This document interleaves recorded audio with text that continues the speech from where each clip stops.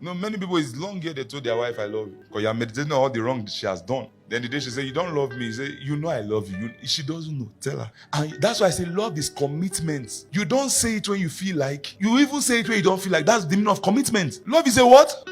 Not the day she dressed well, she cooked nice food for you, then, oh, I love you. No, it is commitment.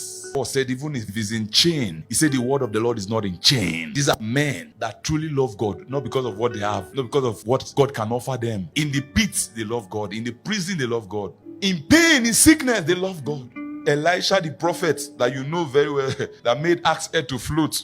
A man died and his friends were carrying him to go and bury him. When they saw the enemy coming, they have to throw the dead body to run for their life. Immediately they threw that person. Touch Elijah's bone. The person woke up. Bone woke a dead man. Now listen, do you know that Elisha died sick? We are talking about love. Love suffers long. Love is patient. Before you give your body to be burnt, that's what Paul is saying. Give love first. Before you give yourself to persecution, give your heart first. This our Christianity of nowadays does not have weight. It's a flaw, bred generation of Christianity. If they poke you small, you forget yourself, forget your faith, because it's the perilous time. And in the perilous time again is that people will be lovers of pleasure. 2 Timothy 3 from verse 4. Lovers of pleasure. He said people will be lovers of pleasure rather than lovers of God.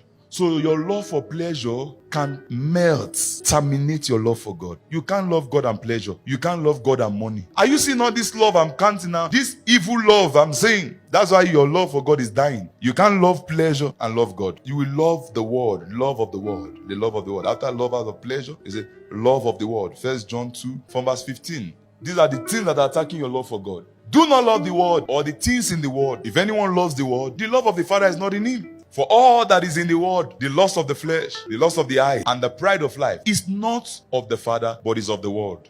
And the world is passing away, and the lust of it.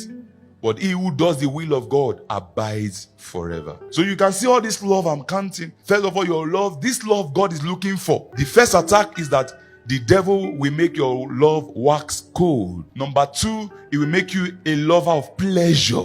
Number 3, it will make you a lover of the world. And as you are loving other things, the things God prepared for you is hiding. You are not receiving it. You are saying, why am I serving God and yet it's not blessing me? He said, these things, these blessings are prepared for those who love him. Now you have already given those love. That same love God is asking you for. You have showered it on the world, on pleasures, lovers of money. This kind of teaching now should make you overhaul your Christian life again. Go and sit down. Stop deceiving yourself. Have you sat down to look at your life before? Have you sat down to really estimate your life? Before you appear before God in the judgment seat, judge yourself. In the last days, in the perilous times, many also will be offended with God. Your love will wax cold. You deny the Christ, love of the world, love of pleasure, and offended in God. Matthew 11 from verse 6.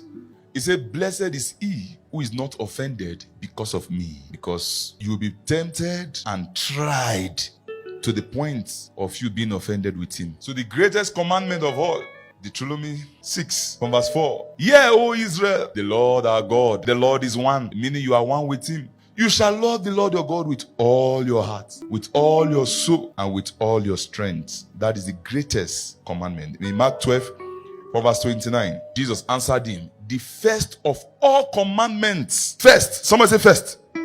Before giving, before praying, before fasting, he said the first of all commandments is, hear, O city of truth. Hear, O believers, the Lord our God, the Lord is one. And you shall love the Lord your God with all your hearts. All.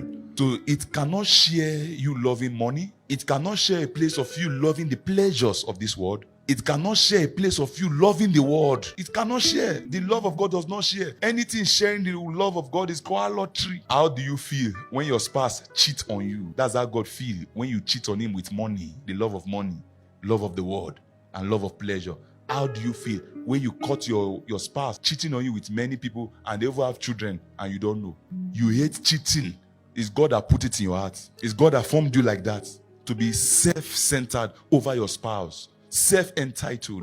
You just want all of that person. That is how God wants all of you. He's trying to explain how he feels when you cheat on him with money, with love of life, with pleasures. Yeah, O Israel, the Lord your God is one. You must love him with all, not some of your heart, not part of your heart, all your heart, all your soul, all your mind, all your strength. This is the first commandment.